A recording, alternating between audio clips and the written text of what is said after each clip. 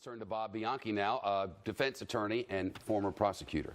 There is a sort of and we'll get to the other part that I'm sure you're curious about in a minute when I have a little bit more information. First, though, there's a procedure for things like this.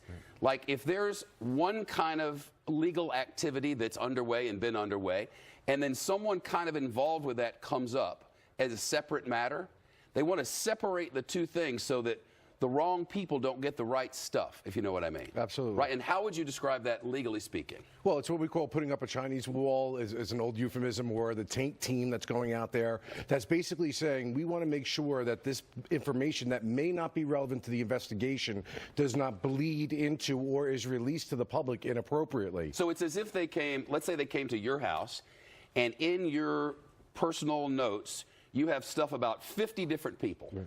But only one of those is pertinent to an investigation that's underway, sort of ancillary to you, right? They wouldn't be able to get all of that, these investigators on the big case. They would just get the part that was pertinent to them. So if your daughter told you something about going on with a boyfriend or something maybe sort of serious in your life but had nothing to do with the other, they'd never see it. And that's what the president says he's trying to ensure, that it gets separated. Yeah, but see, in any investigation, like I've executed search warrants and authorized them on lawyers' offices in very similar context to this. You don't get as a target or of a person that holds the communication the ability to be involved in the secrecy of the grand jury proceedings. This is a grand jury subpoena. Now, if something inappropriate has been done, that is something for a court to determine down the road, but not right now. And moreover, Shep, you don't do that because you don't want to taint the investigation and tip off where the grand jury is going with respect to the investigation. What makes me laugh about this, and I don't mean that disrespectfully. No, I know exactly what you mean. It's an attorney-client privilege, and I hold that very dear. But they went to a court, and the court understood that it was an attorney. They presented enough facts and probable cause where that court already judicially reviewed what it was they were going to be taking and said, we're making sure with an attorney-client privilege, that you highly scrutinize this with your Taint Team to ensure client confidentialities are not breached.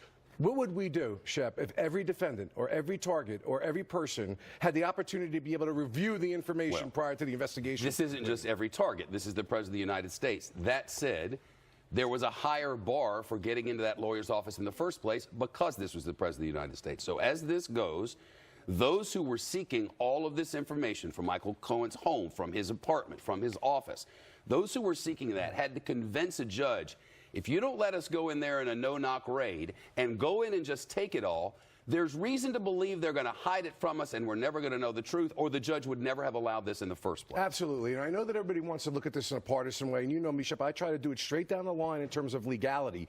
They believed that there was the potential of destruction of evidence, and they convinced the judge of that. And after having convinced the judge of that, the judge said, okay, I'm going to issue this warrant. There's your judicial review.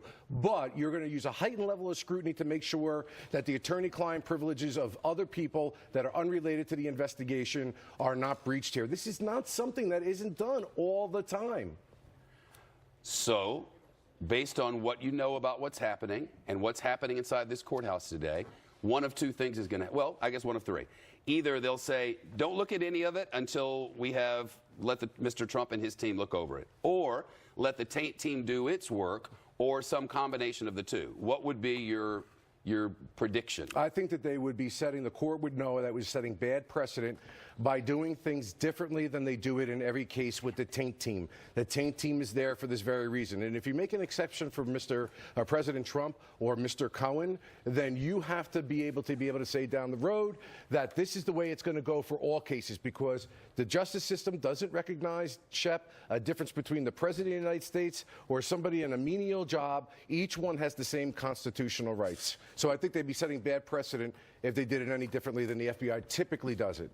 And you know, Shep, I got this last point. This was a no-brainer. You have to be blind for many, many months. And when the Stormy Daniels thing happened and Michael Cohen made the comments that he made that Trump did not, as a lawyer, know about the agreement, and Trump then confirmed that on the airline. I mean, I sat there as a former prosecutor making the decisions and saying, just like it did when the obstruction file opened after the Lester Holt interview, this is going to lead to a search warrant of Michael Cohen's office. And we now learn not only was that true for Stormy Daniels in that scenario. Not only will that also vitiate probably the agreement, it made no sense to me tactically, legally, why they did that. They put Michael Cohen in great risk. But we now know over personal financial business dealings for many months, they have been looking into this, and why people will say it's a vendetta, but no, it's because banks started triggering warnings and notifications down to Washington, D.C., as they're supposed to with anybody, that money is moving here in a very odd way. That's what initiated. This is all the result of them speaking, which they shouldn't do,